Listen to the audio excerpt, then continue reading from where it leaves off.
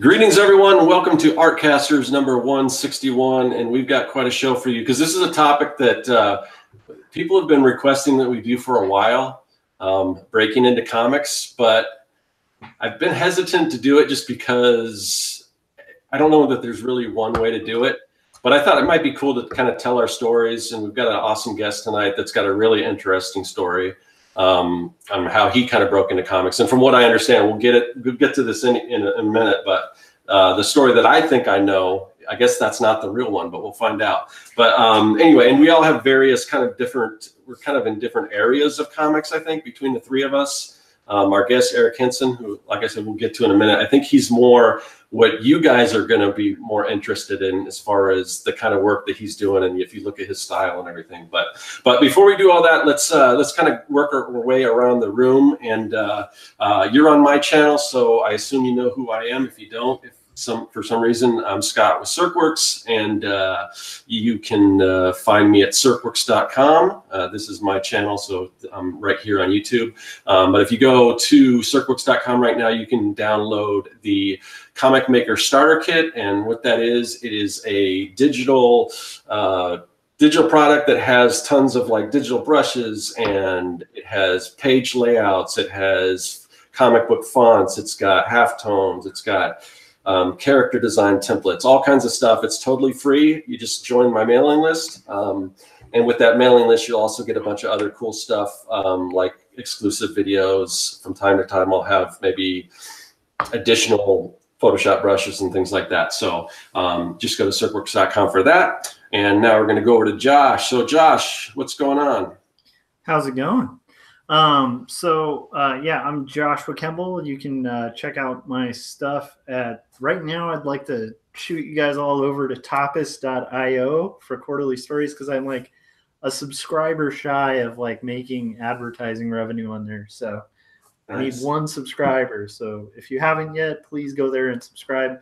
If you want to check it out at its most current stage, you can also go to quarterlystories.com. So yeah, that's where you can find it.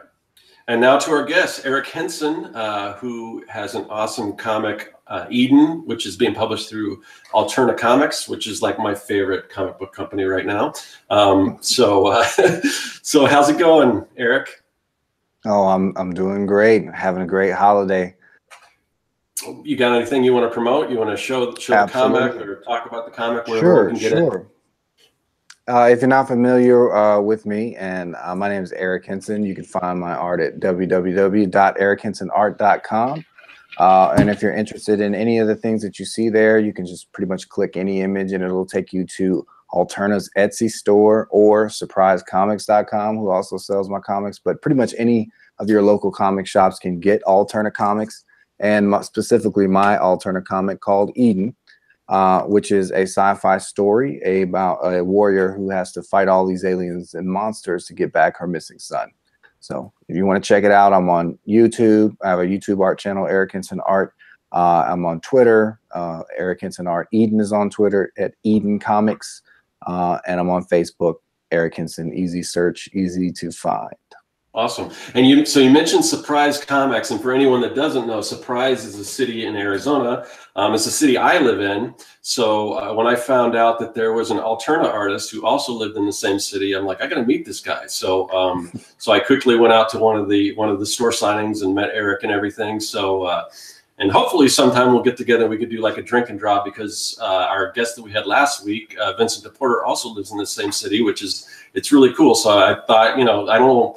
I mean, even in the larger state of Arizona, we've got some, we've got like Todd McFarlane lives out here, and yeah, there's Capullo. A lot of Greg Capullo, I guess, has a house out here. Yeah, he lives in Sedona now. Okay, he moved from New York. So yeah, so I mean, it's kind of cool. It's like almost like Arizona's, not that I'm anything, but Arizona's kind of like this hub of comic book artists. So, but anyway, so I do want to get into the topic. So, like I said, people when wanting this, that's one of the questions we get all the time, is how you break into comics. And I don't know if I've technically broken in, but I've got stories of trying to break in, and then kind of what I ended up doing, which is kind of making comics outside of the traditional comic book industry. And of course, Josh has a totally different story too.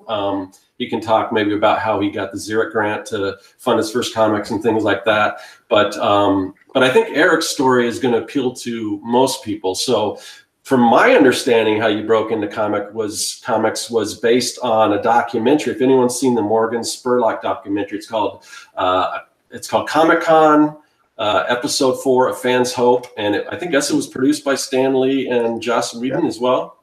Yes. And so basically, maybe you can get into it too, but I finally did get a chance to see it. It's one of those that I've been wanting to see for a while, even before I even knew who Eric was or anything. But it's got like, I forgot how many, but say 5 or 6 different fans of different things. Some people were cosplayers, some people were just fans in general. But then there was 2 artists. Eric was one of those artists, and it kind of took you through his journey. But when I was talking to you, you said there's more to the story. So I'm kind of curious. So yeah, absolutely. So the premise of the movie is that I was going to San Diego Comic-Con to have my amateur portfolio reviewed at the portfolio review section, which is all true. In order to meet the qualifications that Stan Lee and Morgan Spurlock were looking for, I had to be non-published. And when they found out I was non-published, just by browsing around on my website, they have offices of people who search for talent and search for subjects of those documentaries. So they were able to find my website, and they contacted me while I was still in the Air Force and asked me if I wanted to be a part of the documentary. So of course I said yes. So what's funny is that most people think that because I was in that movie and I got hired during my portfolio review, that is what broke me into comics. And I can definitely give credit to that for exposure in comics. However, simultaneously as this movie was being filmed, I had spun up a friendship with a longtime comic book writer named Todd DeZago. And I met a artist online who I had become friends with named Craig Rousseau. And Craig Rousseau has worked at DC, he's worked at Marvel, he's for 20 years done some great illustrations, worked on Impulse, has his own creator-owned book, The Perhaponauts, that was at Image Comics, at Dark Horse, did Captain America, the Korvac Saga, Iron Man, Armor Wars. So basically what happened is, while I was being, courted for the film, I went to the store and picked up a comic and said, I'm sick and tired of not doing this for a living. I'm going to flip open this comic book to the first artist name that I see in here, and I'm going to reach out to them and just try to get them to review my portfolio and tell me what I need to do to get better. So I emailed him. I saw his name. It was Craig Rousseau. Didn't know who he was. I emailed him and said, hey, look, I am an aspiring artist. I don't know what I'm doing. Can you please look at my stuff and tell me what I'm doing wrong? And so he actually replied. I did not expect him to reply. He replied. His email was easy to find online. He replied. He said, your work looks good. I don't really have much to tell you, and I can't offer you much, but I can offer you doing a pinup on our creator-owned book at Image Comics. So I, of course, said yes. And I already had that gig, if you will, at Image doing that pinup when I was going to get my portfolio reviewed. So I met a lot of people at the con, that company who hired me, quote unquote, hired me. I did do some cover work for them, but I ended up really diving in at that Image title. I was doing a backup story for Craig because I think Craig had to go back to Marvel and wrap up and do some work on Captain America. And his creator-owned book needed to come out on time. So I think they asked me to do a backup, a couple of other friends to do a backup.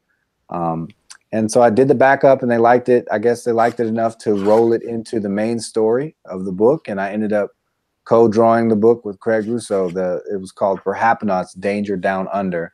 I think it's volume 4, maybe 5 of the Perhaponauts trade paperback volumes at Image. And so that was really I would say my break-in, was to start off and do an Image Comics title. And everything else that happened from the movie was kind of secondary, honestly. Cool. That's now I can guarantee probably no one else has that same story about how they broke into comics. And I think that's kind of like the running theme is that everyone has their own story. And that's why you can't really give the advice, well, this is step one to breaking into comics. I'm sure there's certain things that might work better than other, but I think it's just a lot of persistence. It's a lot of honing your craft and everything like that. And just, you know, going out there and getting in front of people. And it helps if anyone's seen Eric's work, it's just amazing. So that helps a lot, you know, because I know there were two artists in the documentary. The other guy, his stuff wasn't quite, I don't think, at that level yet. And that's kind of the feedback I think he got. So, you know, you could definitely see a difference there. So it helps. He had a completely different style. Yeah. Mm-hmm. Yeah. And to be perfectly honest, my stuff, the kind of work that I do is probably not going to attract a Marvel or DC or anything like that. I mean, that's kind of why I wanted to kind of doing my independent stuff and everything. So we got a question. They want to know what you're doing back there, Josh. Oh, so when I do my thumbnails, like you guys have probably seen this if you follow the show and stuff, but I do like a blue line and then a red line over it, and then I end up printing that out. Like, so my pencils have been done digitally, and then I'm going to basically light box. I'm piecing these pieces together. You guys can actually watch Scott's video on like this, but I'm piecing these pieces together. Oh, like splicing them? So that it's a large printout, and then I'm going to light box it onto the page that I like to ink on for this style in the book. So that's what I'm doing. Okay, cool. Well, so can you talk while you're doing that, Josh? Well, you are, so I guess. But so I wanted to kind of, I mean, you kind of want a different. Did you? I don't know if you've ever. You talked about how when you're younger you were a fan of like Image and stuff like that, but it seemed like from early age you kind of wanted to go in a different direction. You definitely were like indie. Seems like all the way. Wanted to do, basically your own stories and kind of autobio stuff and everything like that. So, and you kind of had some success early on getting a pretty prestigious grant, which unfortunately they don't offer anymore. But I don't know if you want to tell that story. Yeah, I mean, so like the weird thing for me is like I grew up and I really wanted to be like, you know, like the next Todd McFarlane or something. And for a really long period of time, like all I did was like read like Image comics because, you know, I was at the right age. I was like in junior high when the Image boom happened. And those guys were like role models and heroes to me. And I had followed them from their Marvel books all the way to, you know, their Image books and like the whole birth of Image and stuff, all through the whole like, you know, like swimsuit edition kind of death grip of like the whole thing too, where they started making like, you know, a million variants and stuff like that. So I went through that whole thing and collected and was obsessed with it. And then I hit this age where I got really like, I dug outside of superhero comics and I started really digging that stuff more. Like, so, you know, there were little gateway drugs like Watchmen kind of changed my mind on what comics could do, which I think I think that changed a lot of people's minds on what comics could do. And then like, you know, reading Neil Gaiman and like the Sandman, and I was like, this isn't really even like superheroes, but it's like myth and it's really interesting. And that kind of got me into things. And then weirdly enough, like Spawn had this issue with Cerebrus as a character because I guess Todd McFarlane was a big Dave Sim fan. And that made me check out Dave Sim. And then I read Cerebrus and I was like, oh, screw mainstream comics. Like, I want to do this. And then I got really into like a bunch of stuff like Mouse and, you know, later on Craig Thompson and like Chris Ware and Art Spiegelman and like then digging just even into the past of comics and stuff and like looking at like stuff by Winsor McKay and just realizing like what a broad, you know, brush you can paint with comics. So like for me, I really wanted to target indie comics, which is probably a financially foolish decision, but yeah, so like I started looking at all these guys I really admired. One of the biggest ones I admired a lot was this guy who did this book called Jar of Fools. who's Jason Lutz, who just, I think, picked up the Eisner for Berlin, which is like a brilliant, like, if you guys haven't checked out Berlin, buy it. It's amazing. He just finished this series. Like, I think he spent like 12 or 13 years on it. It's really good. But anyhow, so like I looked at Jason Lutz and a couple other guys that I really admired, and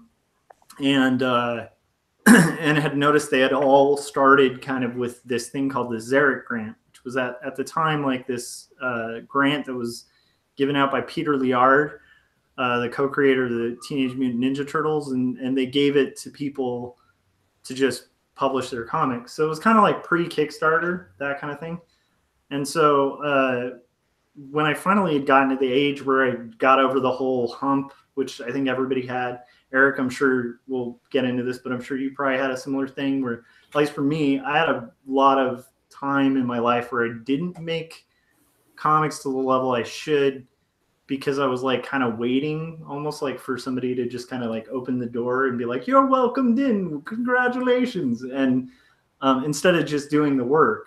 And when I finally decided to sit down and do the work and finish my first comic, that's when I decided, well, what the hell, I'll try for the Zarek Grant. And I got it, which was really weird. So, yeah, so I got my first foot in the door with that. And then from that, made a lot of connections, got a publishing deal. That deal actually got dropped after I spent 6 years on that graphic novel.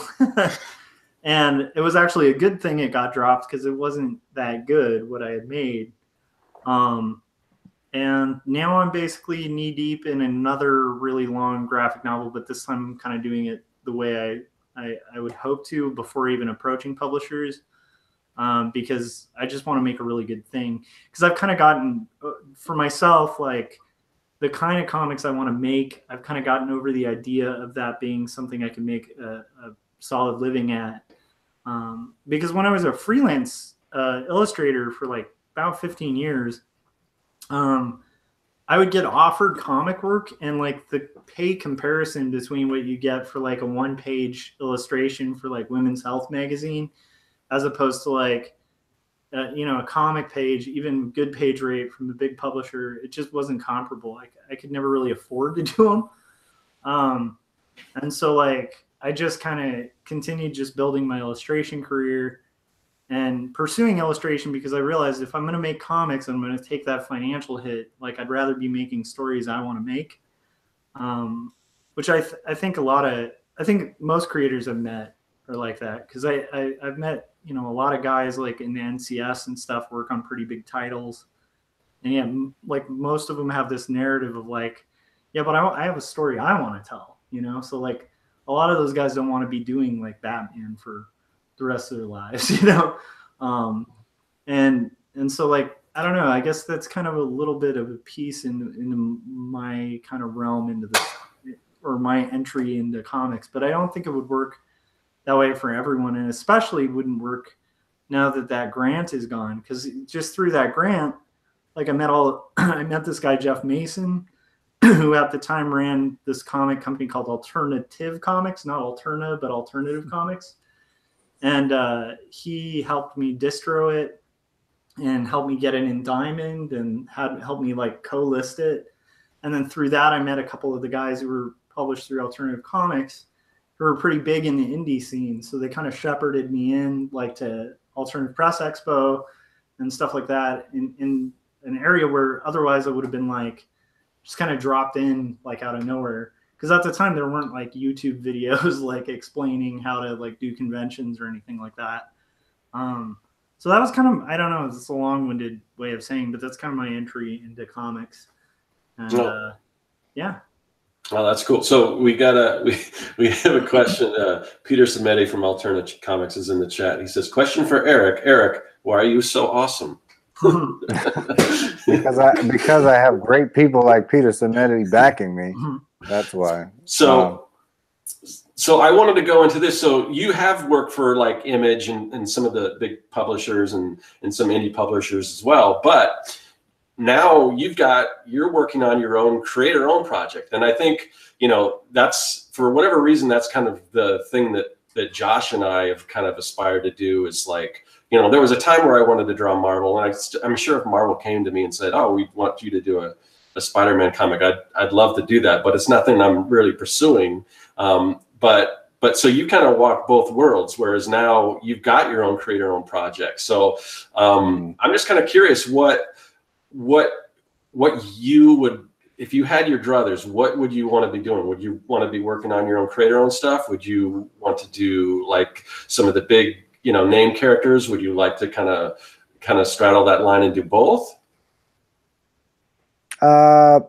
I really don't have a very huge desire, you know, like I did initially, you know, to work at like Marvel or DC or to work on someone else's characters. I really do enjoy creating books that I want to make, just like you said, and also that leave a legacy, you know, for my kids versus working on someone else's legacy.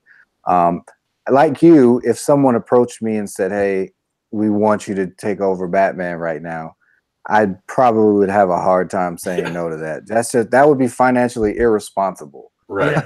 Yeah. I think. And even if it just catapulted me into getting more viewers, more fans, more readers from who recognize the DC work so that they come with me to tell my stories. I think it may be a little irresponsible to turn that down unless you're just really comfortable where you are, you know, that's fine too. But no, I didn't pursue it. In fact, I have had conversations, as terrible as I think my art is. I've had conversations with certain people one at Marvel and one at DC that basically said, "Look, if you put together the right kind of portfolio, you know, basically buildings, cars, phones, inorganic stuff, you know, showing that you can do all. If you did that type of 5 or 6 Spider-Man pages, I am pretty sure we could find something for you to do here." I've had those conversations and yet never felt a huge pull to do that because it's in the middle of me writing Eden or working on Eden. And to me, that took precedence. I really wanted to tell that story. And also, I'm going to say something that a lot of people may not say, and I'm going to be 100% honest. When I had those opportunities at DC and Marvel, I honestly knew that I was not ready. Yeah. So I wasn't ready. I wasn't ready for meeting that deadline. I wasn't ready for the sacrifice, the midnight out, the long, you know, burning the midnight oil, the long time it would take to, you know, get the perspective of everything right. I really knew based on what those editors were going to, you know, expect of me. I wasn't ready as a storyteller 100%. And I'm not saying wait until you think you're ready because you'll never, ever get there and you'll never do anything. But I knew that I needed to become a better storyteller before I would do something like that. And I think that working on my own stuff has taught me immensely to where I could go back into that situation and feel way more confident if I was made an offer or something like that. No, I'm not saying Marvel and DC said, "Work for me now." But I did speak to people who work there. And, you know, like you said, Josh, you meet people and you make connections and, you know, they're just regular people. And somebody comes up short on a deadline 1 month and you're willing to do it for quick and cheap. A lot of times you can get in the door just meeting people and networking. But I was always doing something that I really loved doing and never really wanted to. I don't know. It's something about like when I do this, I do what I'm interested in doing, and I don't necessarily have to prove myself to anyone to validate, is this worth me creating it past the pitch process. So I don't know. I enjoy telling my own stories. I would enjoy taking someone else's character one day and maybe telling the story if it's the right writer and so on. But no, I'm not wearing myself out trying to impress Marvel or DC. Yeah, and I think like it's an interesting thing because this was like a couple of years back, but I had a conversation with Derek or Kim, who's like one of my favorite cartoonists, and he's won like Eisner's and Harvey and an Ignatz and like and he was talking about how he had gone through the whole convention circuit, had shown his work. They'd be like, improve this, improve this. He did that for like 5 years and finally got to the point where they were like, this is perfect. And then he was like, great. Okay, well, where's the work? And they're like, oh, well, good luck. Like, Yeah. And so he was saying that the first time he got approached by Marvel to do like, he did like a, I don't know, it was one of those offshoot Spider-Man issues, like a what if kind of thing. Yeah. But it's like they approached him and were like, you're Derek Kim, do your thing because you're doing your own thing, and then like bring it to Marvel. And he got paid better doing that too. So I think there's also something to be said for doing your own thing because, and this is an experience I had when there was this brief period where I thought about working for Bongo because I had a couple friends who did like colors for Bongo. And so I went and met like their editors at like a San Diego Comic-Con, and I showed them my indie comics, you know, and they were like, oh, here's a pencil test pack. And they were like, we don't give this to everyone, but the fact that you didn't just hand us a bunch of Simpsons characters, like, we're interested. And then I looked at it and I was like, oh, this would be like math to do. Like, it doesn't sound fun to pencil. You have to have like a real, like, kind of mathematical mind, I think, to do Simpsons comics. They're like some of the toughest turnaround sheets I've ever seen. And which is funny because the characters just seem so simple to draw, right? But what was interesting from that was like just hearing editors who are like sick of getting submissions with like Simpsons characters. They wanted to get submissions where they could see you can draw a car that's like in the background and then you show it from a different angle and it's the same car and it's accurate and you can do perspective shifts and you can put characters in, you know, in settings and you can move them around and stuff. They weren't really all that interested in like seeing your fan art of the Simpsons. Right. Yeah, that's interesting because I mean, there's certain people that kind of can do that. Like, say somebody like a Scotty Young or a Jim Mahfood or somebody who have these really unique style, and then even though you don't think it looks like anything you would see in a Marvel or DC, it's so different that people want to see what those characters might look like. So it's not always, you know, make Spider-Man look like you would typically see Spider-Man there. I mean, it's probably, you know, it's a long shot, but that is a possibility there. Right. I would also just think from doing Eden, you probably have a better shot at that kind of work than you ever would have, like outside of doing your own property, because right there you're building a portfolio where like just the story that you're creating is going to necessitate being able to like turn stuff around, do all that stuff editors are looking for. And then like you're seeing direct sales numbers. So it's like, you're going to know the results of like a good cover versus a bad cover. And you're going to learn all that. I mean, the point being like, would an editor want that? Or would they want somebody who's totally green? And like, to me, it's like, I think if I were in a position of being an editor on a big title where it's a big risk, you want somebody who's a vet. And so I think a lot of guys get in through the indies now. I don't think like the old hat way of like, you stand in the line and it's like, all right, you're on Spider-Man. You know, I don't know if that ever really happens very frequently anymore. No, and I 100% agree with you. While there is not one way to break in, I will say that things are shifting to where if you show me a great portfolio, all that tells me is that you can make a great portfolio. It doesn't tell me that you can make a comic and make it on time and make it under budget and all that. So yes, the best way to, you know, to break into comics is, number one, stop waiting for permission to make comics. Make your comic. It doesn't matter if it's a terrible comic. If it's just make it and put it in front of people's eyeballs and keep getting better and keep doing it. That's going to give you the real portfolio that's going to convince somebody that you're worth taking the time on. If that's what you want to do, if you want, because look, I'm going to be honest. Okay, so if you go before an artist and say, hey, look at my portfolio, that's really good if you want to get better. They're going to give you tips. They're going to teach you how to be better. But they're not just going to look at you and go, okay, now you've arrived. Here's this job. Because that's job competition. That's job security. Why am I going to give you my job? I'm hunting for work. I'm trying to keep work. I'm not just going to give you my job. So it's something that's a competitive field in a lot of ways. But another reason it makes less sense to do that because people have broken in that way. Michael Turner did that. He showed his work at a con and he ended up getting a gig doing backgrounds, you know. But how often does that happen? It happens probably less and less because now everyone has the ability. So many people, not everyone, have the ability to make a comic, get a comic online, reach out to their favorite creators on social media. Editors can see people's work on DeviantArt. Like, there is a huge surge of artists just being artists and putting their work out there. So I'm not trying to invalidate the age-old tradition of standing in line. My argument would be, what are you standing in line for? Are you standing in line for a critique or a job? Because if you want to get better, absolutely go to artists. But if you want to get work, I do something non-traditional. I contact writers. I go to writers. My work may not be perfect to that artist, but it's not necessarily the artist that has the stories they want to tell. It's the writer. And sometimes the writer has a script ready already, but there's all the artists that they had in mind are already booked and busy. And you may have a style that's close enough to what they were thinking of, or maybe something they hadn't thought of, and they're willing to give you a shot.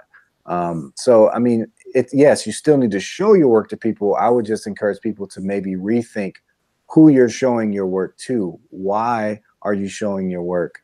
If you think you're ready, then go ahead and show it to someone who could maybe give you a story that can help you stretch those muscles. If you think you're not ready and you want to get better, absolutely constantly go to artists. I don't think you should ever stop talking to peers to get better. But I do think that if you want to make comics, make comics. It's kind of that simple. Now, I think maybe this topic is such a hot topic because when you say how to break into comics, I kind of put that into two different categories. If I was to say, how do you break into movies? Okay, well, it depends. What kind of movies are you trying to make? Are you trying to make small independent movies? Are you trying to work in Hollywood at the big companies? Or are you just trying to be an actor? Like, do you want to be a stage actor? It really depends on what is your goal, because those routes are going to be immensely different based off your intent. So I think a lot of people use it as a blanket statement. I want to break in. Well, if by that definition, have I broken into comics? I don't have 55 DC titles behind me, but maybe breaking into comics means to you telling your own story and being published by Image or Alterna or Dark Horse or other, places where my work may have shown up. It just depends on what you're expecting out of comics. And one can lead to another, and oftentimes does. But I think maybe people need to figure out what they want out of a career. Are you trying to get rich? A lot of people say, don't join comics if you're trying to get rich. I'm not going to tell you that. What if somebody told Greg Capullo that? Right. What if somebody told Neil Adams that? I mean, these are people who are immensely wealthy. If they had just given up because somebody said, you'll never be rich. Have you seen Jim Lee's first con drawing of the Wendigo? It's not, it's not anything that would make you look at him and go, this guy is going to define what superhero comics looks like in our time. But he went on to do that. And so I'm not going to say that, like, don't get in comics if you don't want to get rich. It's not a likely outcome, but bottom line is just make comics as hard as you can. Do what Josh did. See the people that influence you and see how they came up. See how they got their start. Study who your favorite artist studies so you can learn what they were trying to even do. And you may actually, do something better or, So, I mean, yeah, it's a very loaded question, how to break in. But the bottom line is, like I said, long-winded, without a comic to your name, to your credit, breaking in is kind of, the odds are stacked against you. Mm-hmm. And so whether that means you have to go the crowdfunding route to get money to do it, to search for grants like Josh did, to just suck it up and draw it yourself and not have it inked and not have it colored if you can't do those things, and try to do a black and white comic, whatever it is, to take that first step. Because you may realize after you try the first one that you didn't want to do comics like you thought you did. Yeah. And then you can save yourself the agony, or you might realize you can't live without doing it. So just be warned, it's like, it's addictive. So you're going to take on comics, just know they're slightly addictive doing if you are a person who wants to do comics. Oh yeah. So there's a question for Eric, and I think this is something a lot of people do want to know, and you kind of touched on a little bit as far as what people want to see in a portfolio. But so Mighty Pegasus wants to know, what is your experience with Image Comics as far as trying to get published by Image Comics? Are they really picky on the kind of story or the art style? On art style, 100% no. I mean, you will see no greater variety as far as Image has. I mean, come on, don't they have a comic book called Sex Criminals? Like, I mean, you can tell any kind of story in Image, and that changed from the early Image days, which was, superhero centric, and then they opened up, when they got different leadership out there. But no, I don't think they look for any particular art style. They do look for quality and a creative team that can deliver on time. They're not interested in pairing people up or doing anything like that. You kind of have to have your team already set. I would say that they're interested in having at least 3 issues of whatever you're doing already done, because that gives them security to know that you're not going to bust any major deadlines. It gives them lead time. Once again, they want to see the comic done, at least a decent sampling of it. Are they picky? You know what? That question depends. It depends on what genre your comic book is in. Say, for instance, Image has no sci-fi books that are hot right now, and you have a decent sci-fi story. Maybe you get picked up because that's not a market that they're hitting, that they're trying to hit. Maybe they're overloaded with zombie comic books, and you can have the greatest zombie comic book ever, but if they already have that genre covered, sometimes the answer is no. Sometimes it's just, hey, this book is not a fit. I pitched the Image once before, no, more than once, and I was told no. And I had a connection that knew Eric Larson. I talked to Eric Larson, and I got all thumbs up until the email came that said, no, maybe not right now. You're going to get a lot of no's in comics. Mm-hmm. So what I would do is get a list of publishers that you're interested in, look at all of their submission criteria. Don't put all your eggs in one basket. Image is great, but there are other companies like Alterna, honestly, that give you a better deal as a creator as far as the financial aspect of it. They're all pretty great as far as, obviously you're going to own what you do. But yeah, they're pretty tough to pitch to if you don't have some prior work crediting your name. And yet I've had people at conventions who sit right next to me that say the very first book I ever made, I pitched it to Image and got picked up, and they were totally shocked. I mean, it really depends on who's reviewing it. Their staff changes constantly. So like when people are hungry for answers like that, there could be one answer this month, but then the staff changes, and then they're looking for something completely different. Like, it's too hard to try to gauge what they always want. But one thing that's consistent is it needs to be quality, and it needs to be pretty much done, I think, to increase your chances. Yeah, and I think another thing you touched on, and I think if there's any one, well, I shouldn't say that, but I think some of the best advice, and everyone has talked about this before. It really is a lot of who you know, and it doesn't mean they have to know you as an artist. It just could be they know you as a person, because I've heard so many stories, different people's stories of how they got into comics. Some people worked in a mailroom. Some people, were an editor assistant or something like that. And just being around those people and making friends with those people. I mean, I think that goes a long way. So yeah. Although we can't really offer again, this is how you do it. But I think again, perfecting your craft, knowing people, and just being a person somebody likes, that goes a long way. That's with anything, though, really, not just comics. Yeah. And I'm sorry, go ahead, Josh.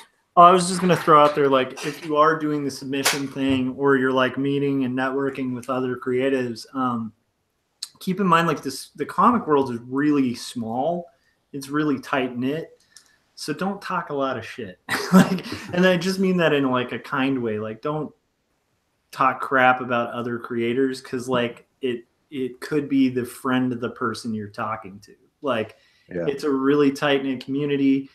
And the people who are working in it, like, are working in it mostly because they love it. Because for every Jim Lee, there's a lot of guys who are just unsung, you know, and have been doing it for 20 years. And like, these are people who might know Jim Lee. So it's like, you know, I would throw that out there as just a tip as well, is like, when you're showing your work out there, especially if you're a young artist, you're feeling kind of cocky, like, do not like, don't be a jerk, because like that's a huge thing too, is like having a good personality, being easy to work with.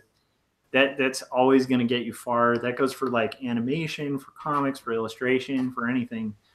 You know, don't be a jerk. That was a tip there too.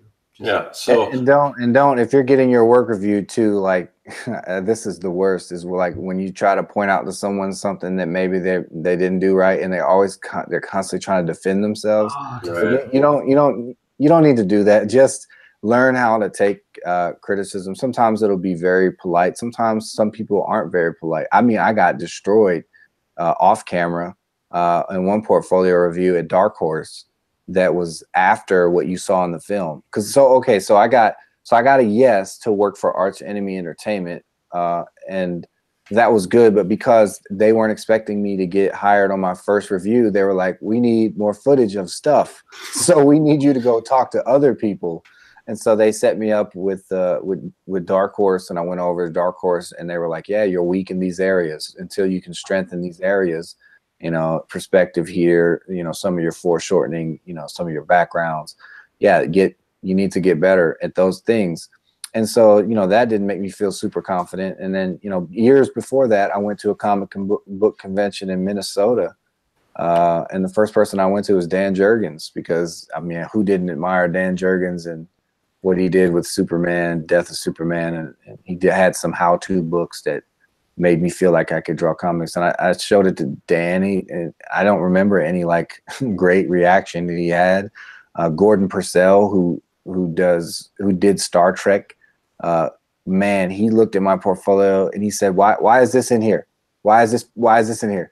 Take this out, hide this, put this in the back. Don't ever show that to anyone again, because you're hurting yourself. That's not a strong piece. Don't waste your time. If you have 3 strong pieces and you have 8, you know, that aren't strong, forget the quantity thing. Just show the 3. You know, don't waste, because, you know, I'm gonna make my impression of your portfolio maybe the first 2 pages I see. Honestly, I might the first panel I see.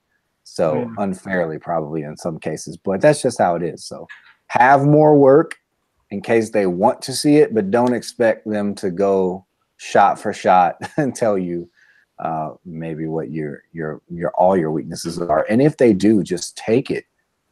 Like it's helping you. It's making you better. Don't get offended. Every great, and I don't care what artist you could think of. If you could think of Greg Capullo, Todd McFarlane, all these big names that you think of in mainstream comics, none of them are, you know, perfect in their craft. Every one of them would admit that there are things that they don't like what they do. Todd McFarlane, is he an anatomical master? I mean, is Jack Kirby an anatomical master? I mean, Jack Kirby never said he was. He could do what nobody else could do, and that's draw power. You know, a lot of people can draw violence. A lot of people can draw motion, but Jack Kirby literally drew power. You felt it when you saw it. So no, his elbow wasn't always in the right place.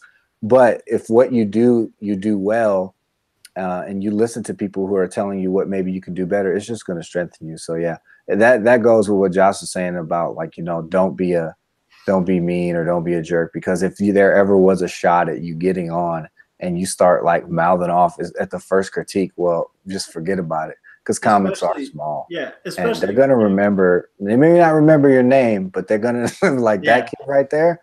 Don't even waste your time. Yeah, and if you're getting reviewed by an editor, you got to realize this is a person who's going to have to ask you to make changes and revisions. Yeah. And so if like right off the bat, before they've even like seen your work, they're hearing defensiveness, that's like I'm an art director, so it's like, I will tell you, if I'm hiring a freelancer and in my first discussion with them, they get super defensive about their art, I'm like, oh, this person's going to be a headache to work with. It's not worth it. You know? Have you ever done any licensing work Oh, it's Like a nightmare. Yeah, I do it all the time. and if you can't handle like drawing for 18 hours and then having to change everything, don't do it. Oh, dude, and like hard. licensing is almost more picky than the original creation of the licensed art, because it's like if you're following a style guide, the creation of the style guide is a relatively freer process. Like you're allowed to be stylistic, but you got to realize like most of the people reviewing those things aren't artists. They're just looking at it and they're going, "Oh, nope, that's not following this thing." So nope. And you got to be able to be okay with like quick revisions and no real like huge argument. It's not personal. It's just business. I mean, which is a weird statement because all business is personal, but you get my point. It's like people don't have time to debate that stuff. They're on deadlines. So it's like that by sending out the projection that you're cool with it, which nobody is, it does hurt. Right. Yeah. It hurts to hear. Imagine like going to a gym. Like I'm not a guy who's like super in shape. So if I go to like a trainer, I'm going to get eaten alive if I ask for like, what do you think about my physique? You know what I mean? Because I'm not a pro. Like, but if I wanted to like become a pro and I'm serious about like trying to build muscle and stuff like that, and I went to a gym, got analyzed by a trainer, I should listen to it. Because it's like they're going to tell you stuff you need to hear. They're going to tell you what to eat. They're going to tell you what to do to get that muscle. It's the same thing. Like if an artist is taking the time to be critical of your work, and you can usually tell if somebody's giving you a really straightforward critique or if they're just being a jerk. Because I've also seen that, you know. But I mean, if somebody's giving you the time to actually do that, like, soak it up, because that's like that actually means maybe they see something in your work, you know. Because a lot of the time, like, honestly, I've had people show me their work that's really bad, and sometimes it's so bad that I'll just be like, yeah, that's good. Like there's not much I can say that person's gonna absorb. So if I'm like, I don't know, my point is, if an artist is taking the time to really critique your work, they probably see something in it. Yeah, I would say when going and presenting your portfolio, before you even hand it over, you know, and you have to know that you're able to take this criticism, and that may be something you have to work on. But you need to tell the person on the other end, you know, I really want to know what I need to improve on, be totally brutally honest. And hopefully you can take that, because that's what's going to help you. I mean, I remember going back to, you know, when I first was, you know, this was in the 90s, the height of like Image and everything. You know, I, you know, brought my portfolios out and listen to the advice too, because my original submissions, and you can look, I just posted a video probably about 2 or 3 videos ago where I showed off some of my old stuff. So you can look at it and you can see what it looks like. But we had this original comic book art gallery that I went to, and I can kind of see how some of the people were drawing and everything. So that's kind of when I first learned the right size to use and everything like that. But I noticed a lot of people were drawing in blue lines. So that's what I presented. You know, I wasn't presenting inks, because I knew that if you wanted to do penciling, you had to present pencils. So all my work was in blue line, and people were, you know, they were saying, well, yeah, don't draw in blue line. And at the time, I'm thinking to myself, but everything I've seen, a lot of the stuff that I've seen, people are using blue line pencils and stuff. But it's really hard to make out, especially when you're looking at it and trying to judge on it. So what I did was, after that, I went home and redrew every single one of those pages in, you know, in regular graphite, you know, pencil. And again, my stuff, it needed a lot of work, but you know, take that advice and go back and change it. I've got, again, you can see in this video, but I've got these different stages of these same characters. And then sometimes it was the same storyline, but sometimes the characters would change depending on whatever the comic book publisher was or whatever. But I tried to take the advice that I was given and go back and change things and make it better and all that kind of stuff. But yeah, but you know, my work was nowhere near the level that it needed to be but you know, it was helpful to get those critiques and everything. So Peter in the chat is asking a really good question. He said, for Eric, what did you struggle with the most when it came to your art, And then also, what did you struggle the most when it came to your writing? It's a good question. Oh, good questions. In art, it was okay. So I love drawing things that are organic. I hate mechanical straight lines. So anything that's 3-point perspective, or having to use a lot of instruments to draw straight lines, I would say initially was my weakness. Not that it wasn't something I couldn't. It wasn't something I couldn't do. I just hated doing it. I think Mike Mignola is the same way. I think he hates drawing anything modern day, or so most of my stuff will be out in the wilderness or in some alien world where I don't have to listen to the rules, or it's very Kirby-esque in the design of all the machinery and stuff. So I would think that's my greatest artistic weakness, is drawing things that bore me. They bore me. I tend to avoid them. Can I draw a car? Drawing a car is not that different from drawing anything. I mean, if you learn to draw from observation, you learn how to draw, period. But is it fun? It's mind numbing. Like I did I think for Surprise Comics, I did the exterior of that store art, and there's a Spider-Man, swinging in front of a large building, and I don't do digital stuff, so I don't know how. So I have to draw every single window, and there's like 85 million windows. It gets tedious. So that tedious stuff, I try to avoid it. And the truth is, you actually don't have to draw that way. I know a lot of people do, and people feel like it's the norm, but you'll find a lot of really smart storytellers who give you just enough visual information to tell the story.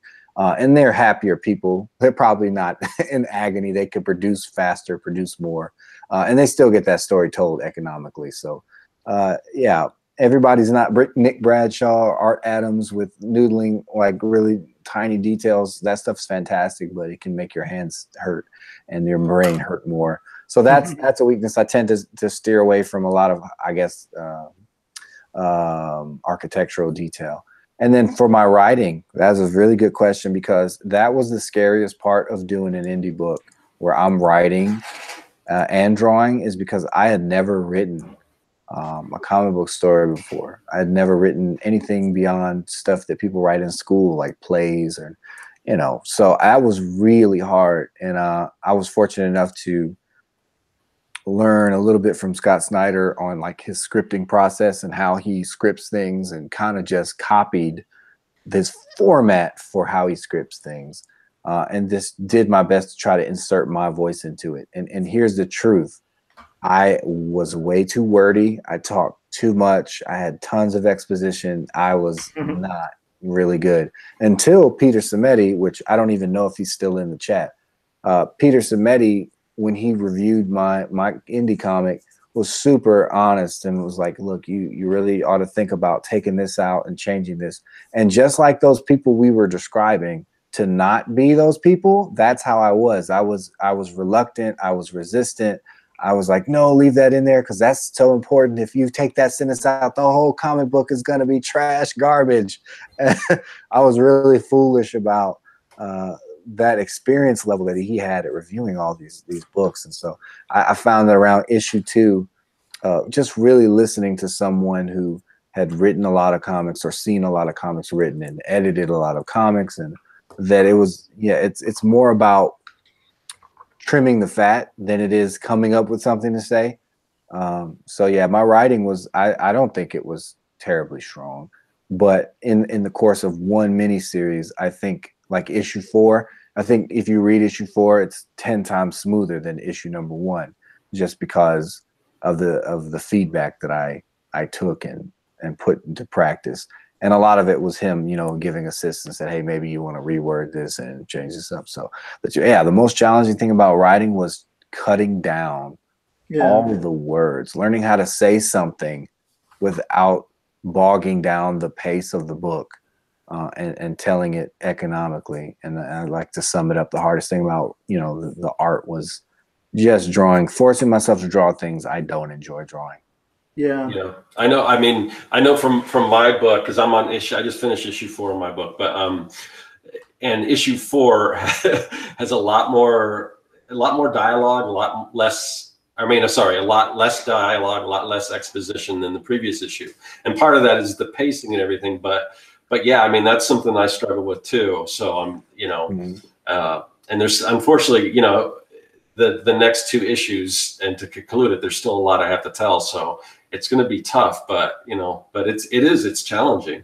Yeah, that's the tough part at the end, is trying to cram your ending into. You have all this build up, and you take your time, and then you're at the final issue, and you realize, oh my gosh, I really have to articulate this payoff well, and I have to do it. I only have, and another thing that goes into it when you're making indie comics is cost. So I'm not the inker, I'm not the colorist, I'm not the letterer. I don't do those things well enough, I think, to justify me saving the cost and doing it on the book. So I hire an inker, I hire a colorist, I hire a letterer. That costs money. And sometimes the readers don't realize, like, oh my gosh, this book's only 22 pages. I wish it was 32. But I have to also be able to tell a story in the amount of pages that I can afford to pay someone to ink and color and letter. So there's challenges all kinds of, there's time, there's money, there's all these challenges where you have to figure out how to tell your story. And so, yeah, you may end up having a story that's really thick and dense at the beginning, and then kind of sparse and empty at the end. And yeah, learning how to balance that. Yeah, it takes trial and error. Yeah. So I just wanted to touch, because I know we've talked about sort of the different areas of comics and stuff, and like right now I do my own independent comic, but the paid work that I've done is another avenue that some people might be interested in, but it's not as glamorous. But the thing is, it probably pays a little more than like Marvel or DC. So as far as earning a living, what I found is that, you know, working for like companies, like as far as not your traditional, you know, comic book companies, but, you know, actual like corporations and things like that, or even nonprofits and things like that. I kind of found a niche where I was doing work for like nonprofits, like getting people that go to schools and do presentations and things like that, and then they want something to leave behind. So I've done a lot of like promotional comics like that. Or if you've seen these, and sometimes even Marvel or DC will partner with some kind of a product or whatever.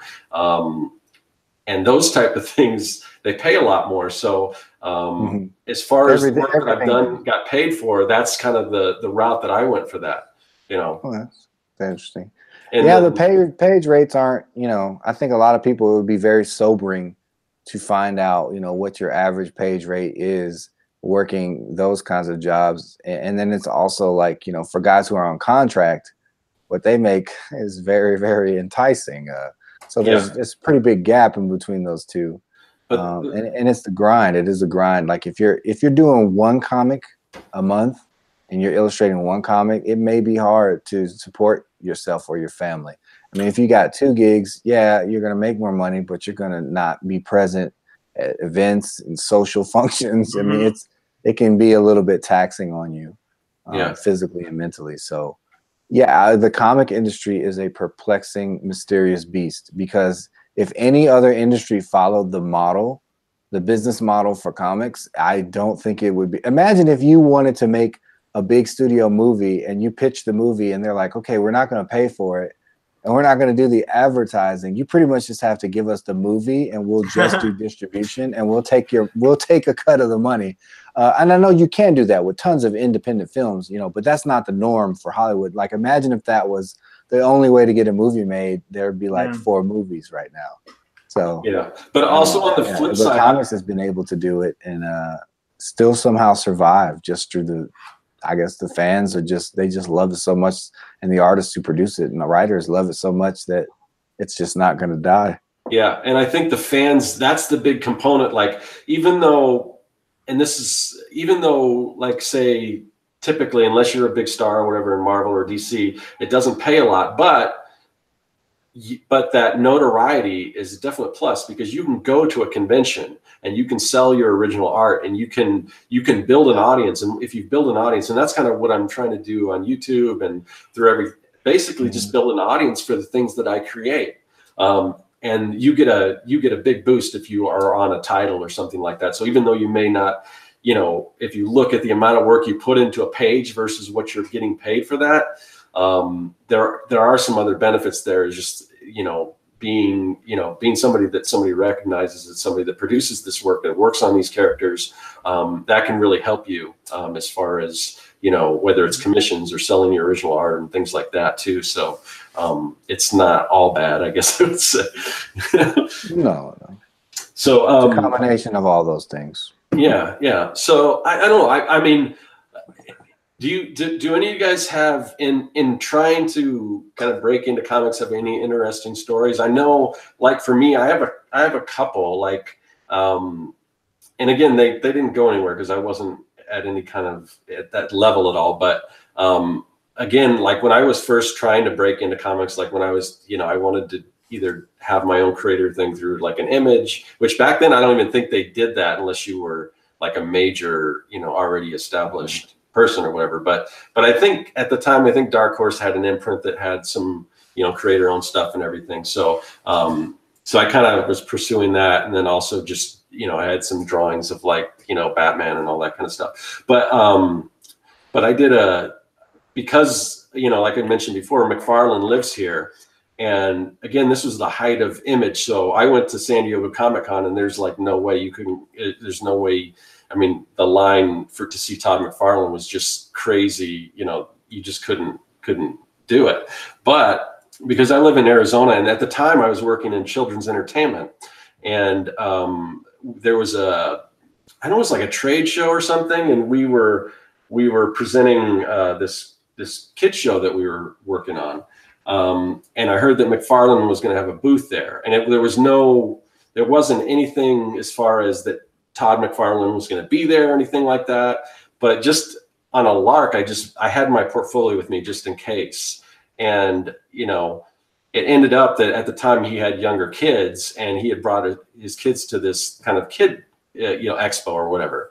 And so he was there, signing, and like, there was nobody there with portfolios. I was like, actually, I think there might've been a few other people that may have just taking that chance too, but it was nowhere like a San Diego Comic Convention. So I actually got in this short line, other people just trying to get autographs and stuff. And I did get a kind of review from him. And of course it was, well, you need to work on this and that, but that was kind of cool. And the other one I remember was it was I think it was a comic convention that had like ended.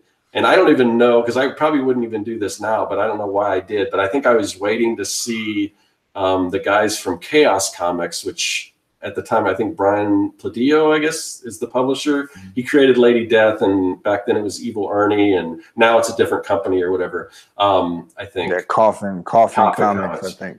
Right, but it was a convention. They were there, him and like his team and everything. And I must have missed them or something, but I remember I had done this Evil Ernie piece again, just because I thought maybe they would be there.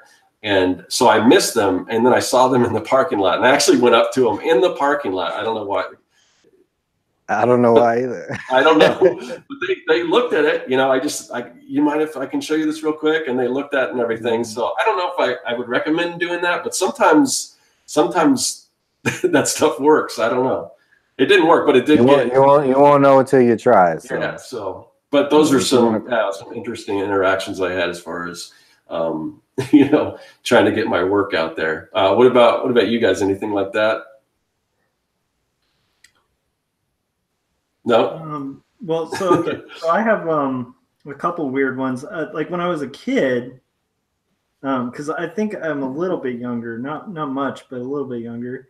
When I was a kid, I did bring my portfolio to like Jim Lee. This is like back when like Wildstorm was like doing like signings, and they'd like show up in like a limo, like to the, it was like ridiculous. Like, cause Rob Liefeld was doing like Levi's ads and stuff. And I'm like a 6th grader with these like crappy drawings that I brought. And I was like, I'm ready. Like, let's do this. And everybody was completely nice to me, because I think they just saw a kid. At the time I was doing a lot of like silhouettes with like creepy smiles, because I was like, I wanted everything to look like the Validator or the Violator or whatever. But then like my more adult experience of like breaking in was all been like heartbreakingly positive. So like like for instance, I went to the Dark Horse booth and just kind of dropped off my first comic, and then I ended up bumping into Diana Schutz, who's like Frank Miller's editor, at a event for like, it was like a little like award thing after Ape, and I had been invited to the party, so I went to the party, and Diana Schutz walked up to me and was like, "I really liked what you did. I want to see what you're working on next." And so ever since then, I've had like an on and off like email friendship with Diana Schutz, and she's given me tons of feedback. But the kind of comics I make, like there just sincerely aren't a lot of publishers who put it out because it's a huge risk. So, you know, and what's interesting is that first comic I was doing for the publisher who dropped it had a lot of weaknesses that Diana gave me really good feedback on, and actually made me eventually just drop it, because I was like, I need to actually make a comic like I know I should be making, rather than just kind of phoning it in. So I still have that friendship, but has it led to any publishing deals? No. I've had like a lot of interactions with like submissions where like I was submitting to Top Shelf for a while, because like for a while they were doing really cool indie stuff, and it was like this close to them kind of pulling the trigger to do it. And then I think they just started doing mostly all ages stuff. And so like the industry shifted for them, like, because before that they were looking for the kind of stuff I'm doing. And then much like you described, like it really depends on the timing.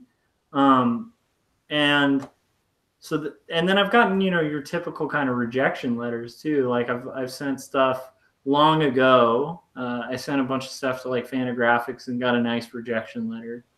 I sent stuff. The funny thing is most of my rejection letters would tell me to go to a different publisher. So they'd be like, well, this doesn't really fit Fantagraphics. Maybe you should approach Ron and Quarterly. And then I'd approach Ron and Quarterly, and they'd be like, oh, this doesn't work. Maybe you should approach Top Shelf. And then Top Shelf would be like, we love it, but we don't have any money right now. And we're slated for the year. So approach us again next year, you know? And so then I'd like make the rounds, and it would just kind of get bounced around and not go anywhere. But I've made a lot of friendships through it, with people I really admire, which is part of why I keep kind of at it, because I know it's good. Like I know what I'm making is good. It's just kind of finding a market for it. So I don't know. I don't think it's perfect, but I know it's good enough to like when I, you know, meet guys who like I've admired for years, like they kind of feel like we're peers, and it's a weird thing because I'm like, I don't have anything out there. You know, it's a weird thing. But yeah, so but I have had like, you know, I don't know. It's very strange. I haven't had a lot of like hardcore critiques because, and I think it's a little different because of the type of comics I'm trying to make. Because I do think there's a much more stringent like view of like anatomy and like a certain way of drawing and a certain head height characters have to be that exists in superhero comics that outside of that isn't as it's kind of a little freer. I don't know if that makes sense. Yeah. So it's like, it's a weird thing. It's like, but my experience has been really mixed, but it has been heartbreaking because I swear every time I've gotten a rejection letter sucks. The way I got around it was just kind of keeping them. And I would kind of, at the time I would tack them up on a tack board just to like figure like the more I received, like the more I'd kind of gotten there. But it's kind of interesting because by the time I would have, it's because at the same time my whole illustration career had blown up, and so it's like I think had that not blown up, I might have ended up doing more comics, but I actually ended up turning down a lot of comic work just because of the page rate, because it was extremely like low from most people when they offered it. And I remember I took one graphic novel gig where it was like it was an 80-page comic, and I did it, and they never got it published. But it was like that experience of doing that was like where the page rate was pretty standard, was just one of those experiences of like, I don't even care if this got out there. It just wasn't worth it. It was like 3 months of my life for like nothing. And like I could have taken 3 freelance illustration gigs and made what I made on that. And it was somebody else's terrible story. So I'm a big advocate of like I think if you're gonna do comics and you want to do comics to make a story you want to make, you should make that story and make those comics. And then, you know, what if it sucks? Like, you've learned and you'll get better, but you at least ended up working on something you like, you know. Yeah.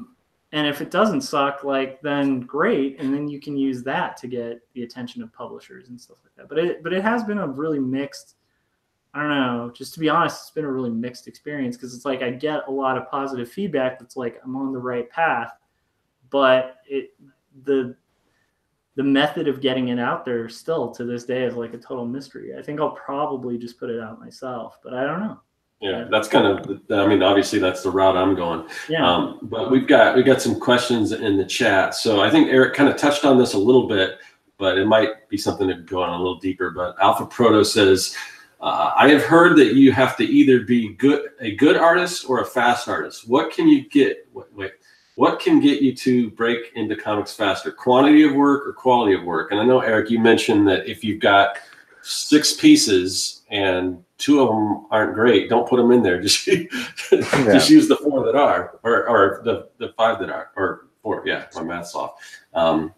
But I don't know if maybe you could look at it as far as if you're putting out a lot of work, maybe it's more likely to get seen. I mean, if you're sharing it on social or something like that, as opposed to just presenting it. So, I mean, as far as quantity there, maybe, but I don't know. What do you think about that question?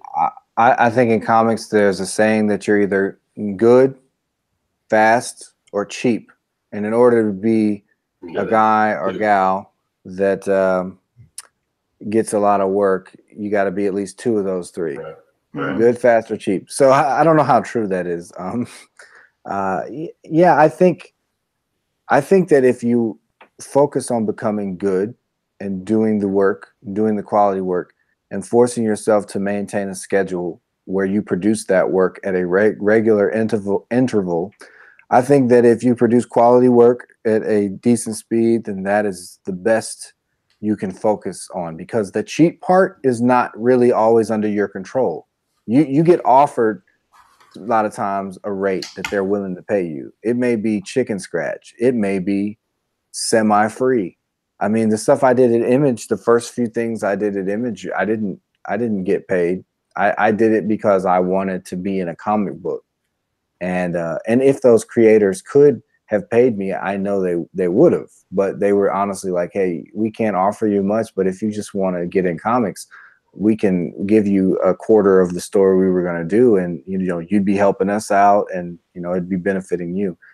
So I'm not saying everyone should do that or be willing to do that, but I mean, I certainly was willing to do that. So I think being any combination of those 3 characteristics can help you, but I would focus on being good and then also being fast, because let's be honest, you can be fantastic, and if you can't produce work on time, even if you have a great start in comics, it won't necessarily be a great finish, and you won't have longevity, or you won't be a consistent, artist or writer. Jim Lee, great. We talk about him over and over again just on this show, but a lot of people felt as though Jim Lee kind of couldn't keep a schedule with Superman Unchained and other things that he's a busy guy. He does 800 things a day. He wears many hats.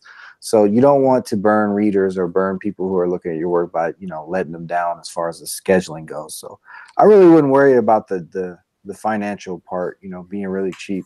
I don't know that if that helps the comics. People keep taking jobs for chicken scratch, and that's all they'll continue to offer is chicken scratch, for the work. So I don't know if that actually helps the cause, but just focus on the things you can focus on, as in getting better and increasing the rate of production of quality work, forcing yourself to draw every day when you don't feel like.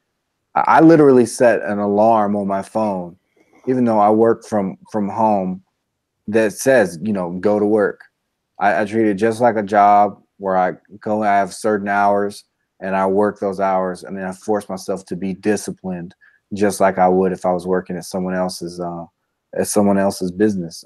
I think that's probably going to help you the most. If somebody gives you a deadline for 3 weeks and you turn it in 2 and it's good, you best believe you're going to get another phone call one day. It's just going to happen because that's just not that common.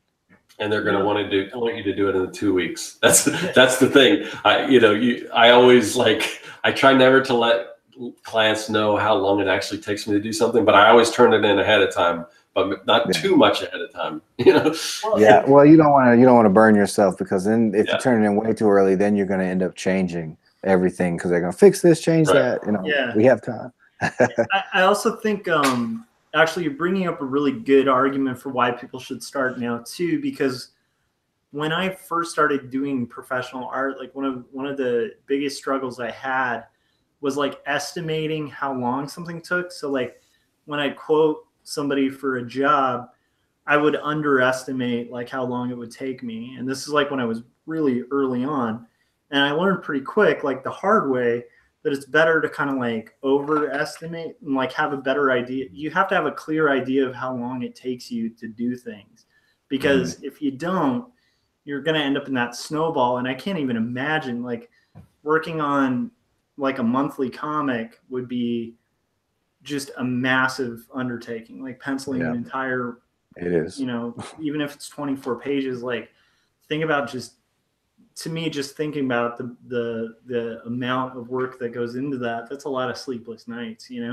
And so like knowing what your turnaround time's like is even better also when you're dealing with a publisher, because if you're somebody who's going to take 2 months to do an issue, you got to say that up front. Because if you say that a day before it's due, you might have just lost a title. And not only that, like I said, it's a small industry. So the editor of that company might talk to the editor of another company. You know what I mean? And word might get around that you're this guy who put this company in this awkward position because they already bought ad space in Diamond. They've already put money in to make sure your comic's coming out. And now they got to delay it. And it's better to just be upfront and aware of like your own turnaround times early on, so you don't get yourself and your publisher in like deeper water. So I think doing your own thing is a really good thing for that, because you start figuring out how long it's going to take you to do stuff. So if you get a script where it's like, there's going to be a crowd scene, it's going to have 1 million people, they all need to be in full detail. It's important for the story that like every character in like it's an overhead shot of Comic-Con, you'll know that might take a little longer, and at least be able to give a better estimate. And if you aren't going to be able to make their delivery, at least you can be upfront about it, as opposed to kind of like ending up in that really bad situation where you're over promising and under delivering, because nobody cares if you turn something in a week early. But there's a lot of people who are going to care and possibly not even pay you if you turn stuff in a week late. A week late, yeah. It becomes thankless if you do it early. That is true. Yeah, I have the fortunate experience of working, at, and with Alterna on Eden. And it's not a monthly release. It's every other month, which builds you a lot of time, in between to kind of help you flesh out issues. But, yeah, even then things can get a little bit crammed and cramped trying to do it, because if you're like me, I'm primarily a penciler. So I have to always factor in how much time I have to do my thing so that the inker has time to do their thing, and then the colorist has time to do their thing. And so I tend to work a lot faster on my portion in order to give other people the time they need, because the editor cares about that deadline. Anything leading up to it, look, we just need the finished product by this time. So I try to give other people as much time as I can by knocking out mine. Funny thing, like I just did a variant cover at Image for Mark Millar's Prodigy store exclusive there for Surprise, and Image approved my thumbnails. First of all, when you do something like that, Image has to approve you, or the company has to approve you to do a cover for that title. So if they say, okay, yeah, we trust this guy to do a cover for our title, then you have to submit thumbnails for what your cover idea is. Then when the thumbnails get approved, you got X amount of time to turn that thing around. So I got the thumbnails approved. Oh man, I can't remember. It might have been a Saturday. And then I was at a con that weekend and was told that it had to be done that Monday. Oh, And man. so I'm like, I have to travel back. Like, when am I supposed to pencil this? And apparently they told me this up front. And I guess I had mixed the dates up. So I'm like, oh my gosh, I'm at this con. I'm like, I don't want to miss a chance to do this cover. So I literally went down the aisle to an inker that I had just met that con. And I was like, hey, guy, I got a cover I need to do in like 5 hours. Can you ink that bad boy for me? And he said yes, and he did it. He did an amazing job. He made me look like I knew what I was doing. But yeah, I literally drove home from that con. I told my wife, look, I'm sorry. I know I just came back from drawing all weekend, but I have to draw this cover for Image. So I did it, and I did it maybe 4 hours, maybe 5. And the inker literally had it in their Dropbox before their plane landed from the con we had just left.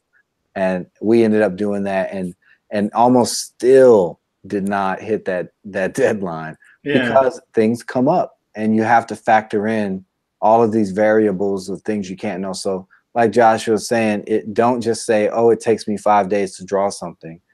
If it takes you 5 days, make sure you say 10, because something will happen that will delay you. Life happens, and you have to build it in. Most people don't have a problem with you being honest and upfront. Where the problem comes in is when communication breaks down and you don't communicate that there will be a delay. Then they can't talk to the right people to make sure things still go smoothly, and you've put them in an awkward, position. So just be open, be honest, communicate. What's the average turnaround time for superhero comics now? A page a day. What did Jack Kirby do? He was rumored to have done 8-9 pages a day. Greg Capullo is someone who helped me out when I got my start in comics. I can tell you for a fact, I know he can do 2 pages a day and still they'll be high quality pages. But don't feel pressure to try to necessarily increase your speed to what everyone else is doing.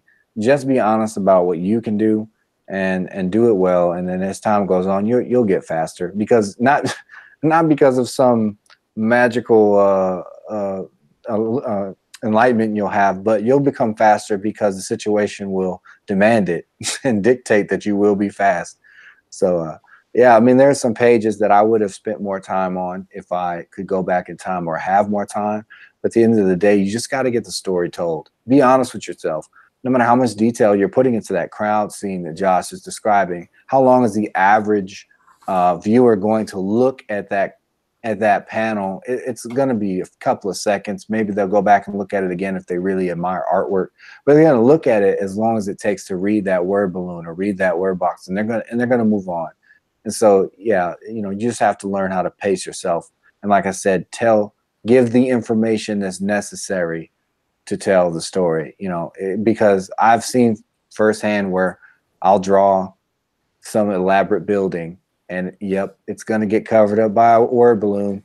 And I'm like, I could have just not drawn all those windows. Yeah, it's learning your own pace, learning yourself is very important, as you said, so that you know who you are in comics and who you are as an illustrator.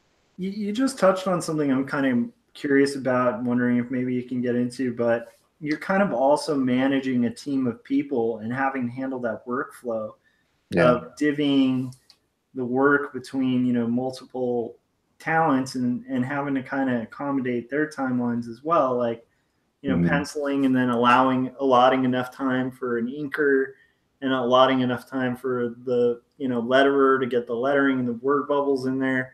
Because I was just going to say that I know Vincent colored that piece you're talking about, Eric, and I guess he didn't have a whole lot of time to do it. I think he had 6 hours before the editor at Image needed that art. He jumped in there and did it very, very quickly. Yeah, the way I try to manage it is, first of all, once I know who I'm working with, I kind of already know a lot of these people, so I know their speed. Like Michael Babinski, who inks, he's like, if I was Jim Lee, which I'm not, he'd be my Scott Williams. He pretty much does everything with me for the most part. So I know that I have a hard time keeping up with him. I pencil a page a day. So I'll give him, and every now and then I'll do 2 pages. If one page is like really simple, bunch of talking heads, like that's not going to take a long time, no backgrounds. So maybe a page and a half is probably my average. I will send him a page, and like before I go to sleep, I get the inks back. And I'm like, wow, I probably need to draw faster now. So sometimes I let their rate dictate how I pace myself, just because I want to keep a really steady workflow. But basically, I over exaggerate how much time. I know I'll have pencils done a lot of times before I even approach anybody about inking it or coloring it.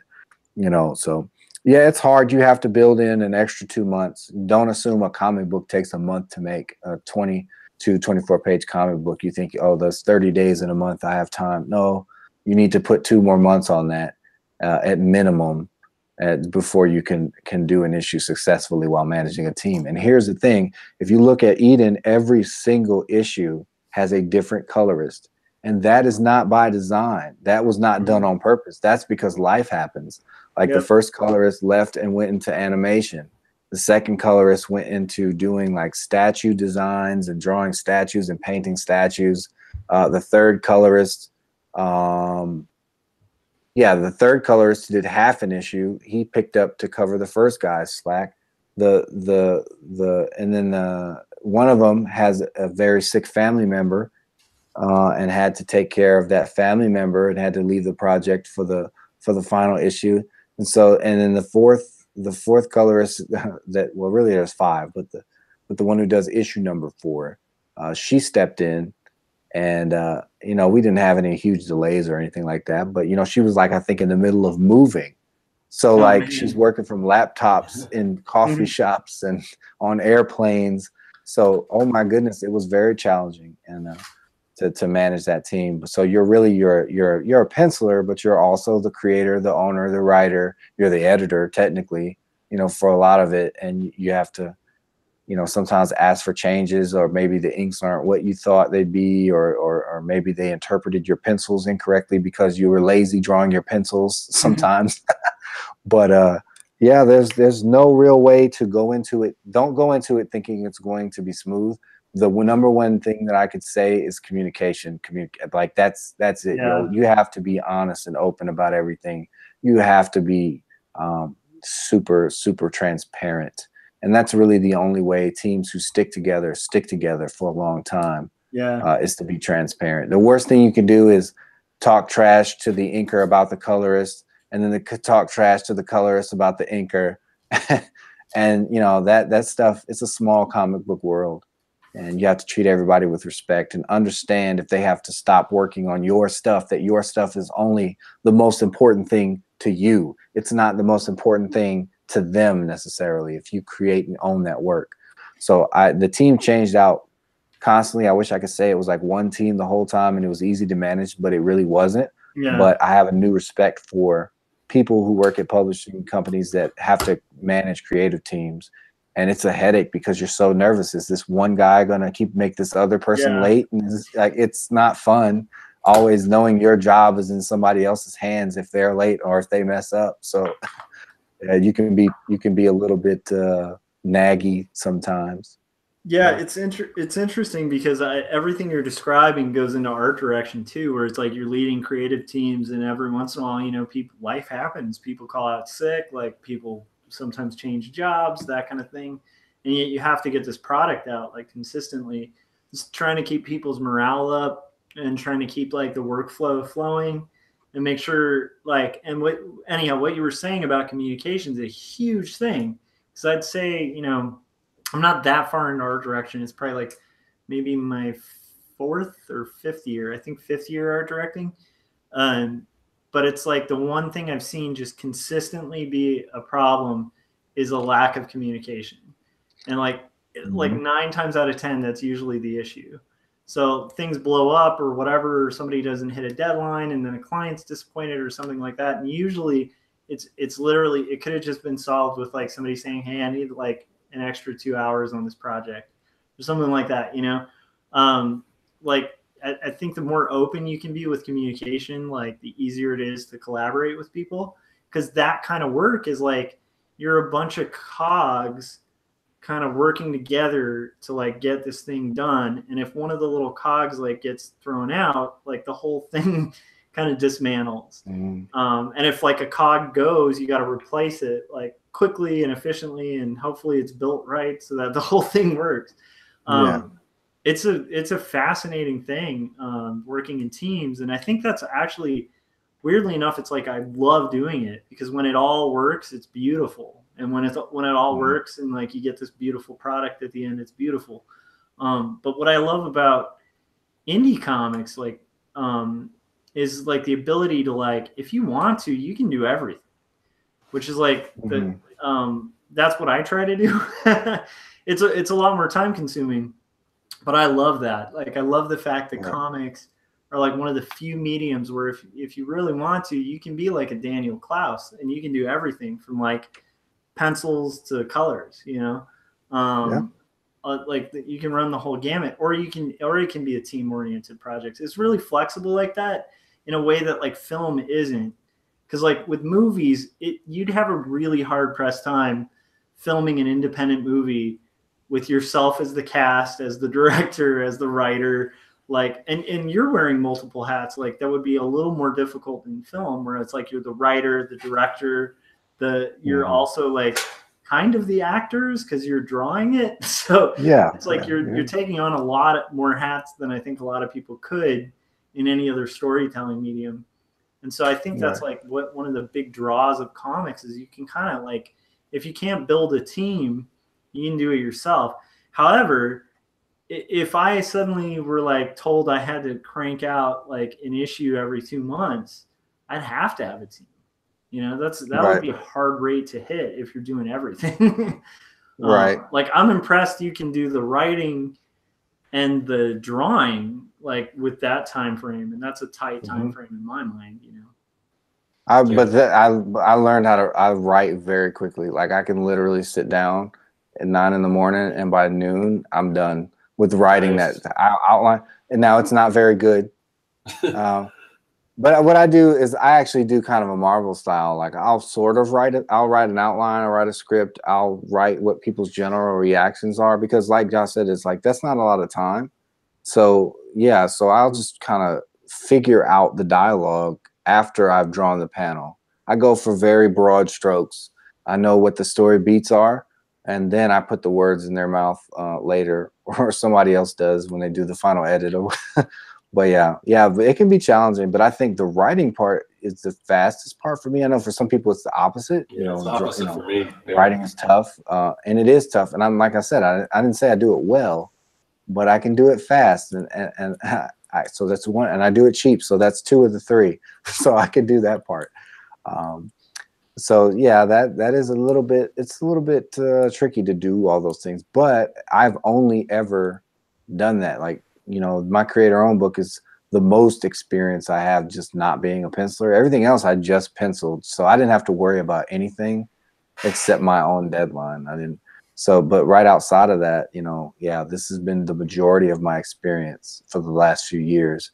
And I think it would be awesome, like if I could ink and color and write, and if I could do all that, I probably wouldn't involve other people for one reason, and that's just financial. It's you don't lose a lot of, you lose a lot of time investment, but you're not gonna go broke paying a creative team, or when you finally do get royalties or income from it, you're not having to split it between a bunch of people. It's, you know, maybe you're risking the cost of the paper and the pen, you know, but you're not going in on the negatives financially, for instance.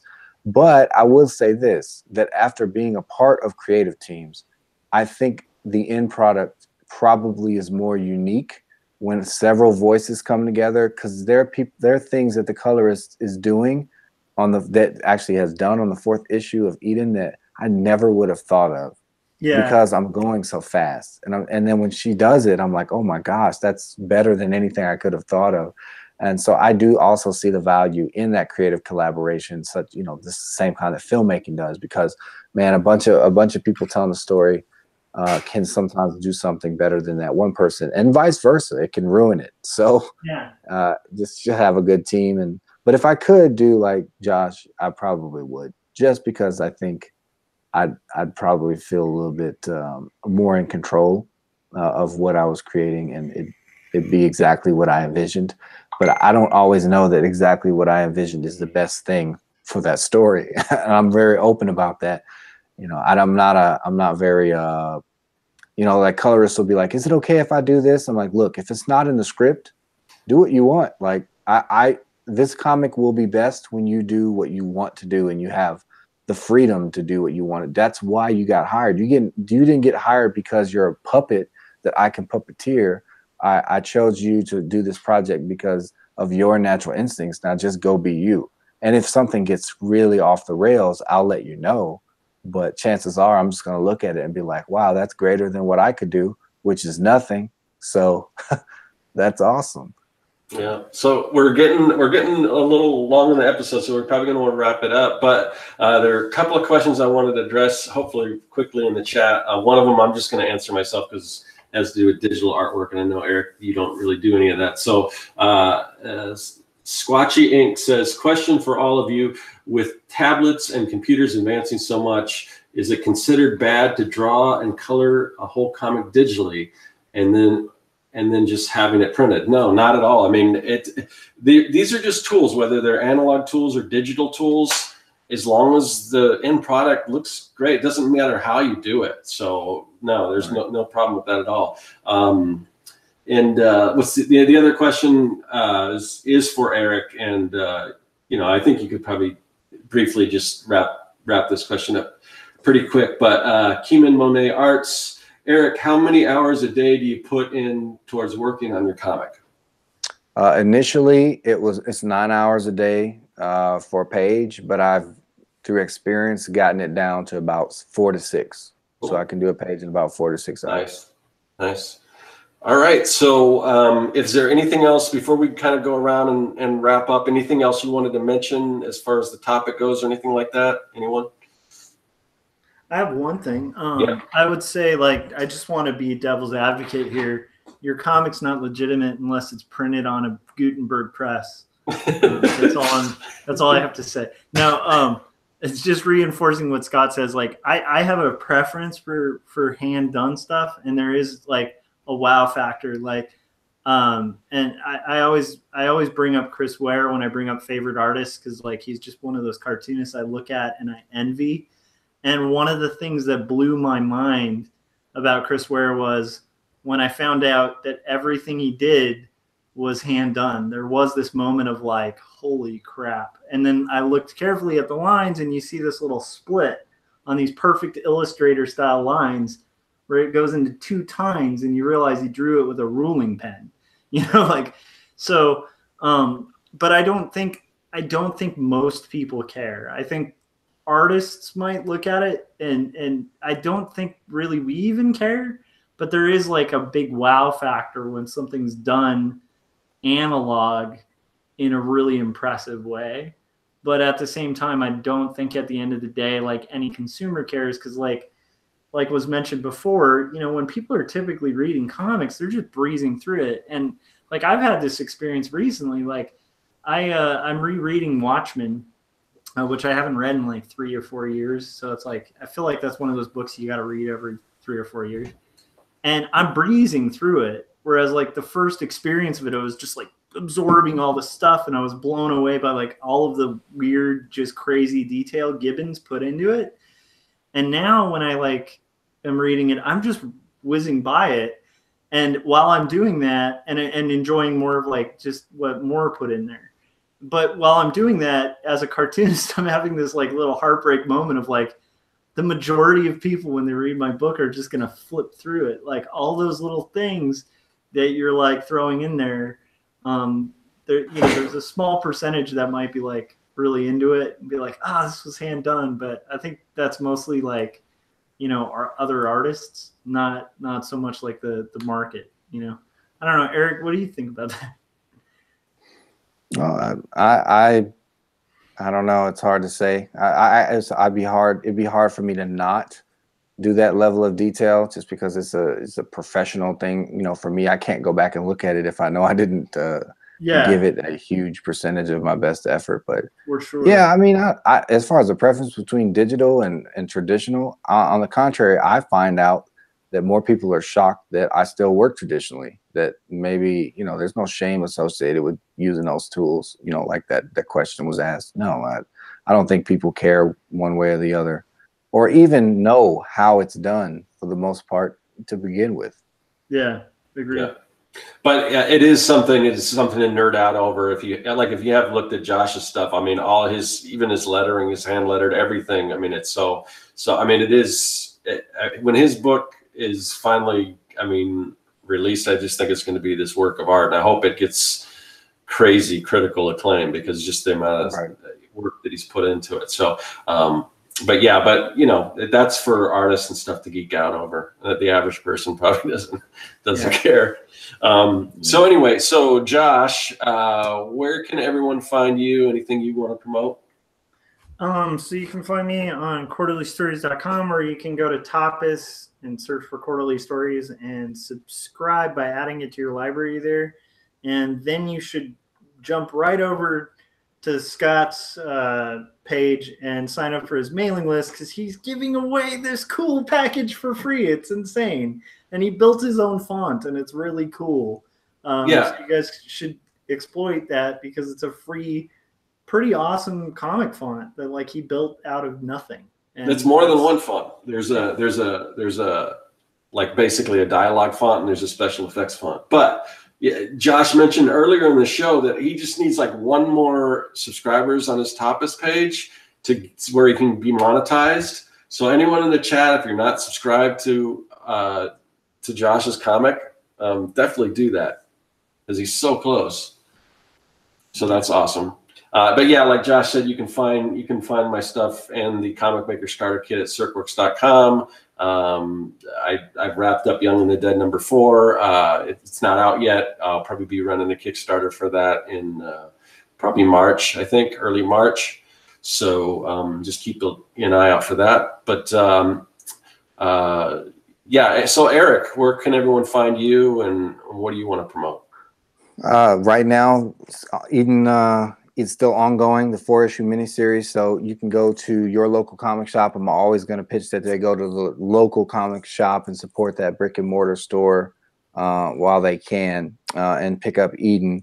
And or you can go directly and order from Eden Alterna Direct and go to their website. They have an Etsy store. I think Eden. Okay, so Eden #1 actually is sold out, and it is sold out at the distribution and at the publisher level. So it's going back for a second printing, which comes out January the 20th, which is a huge honor. Thanks for everyone who made that possible. Eden #2 sold out at the distribution level, and I think there are 8 copies left from Alterna Direct. So if there are 8 people in the chat, or one person who has 7 friends that wants to go over to the Etsy store and buy the last 8 of this, and then Eden #3 just came out this month and is making its rounds at comic shops. Eden #4 comes out February the 27th, so you can pre-order that now. Just give the diamond code that you find on my website, www.erichensonart.com, to your local comic shop, and you can check that out too.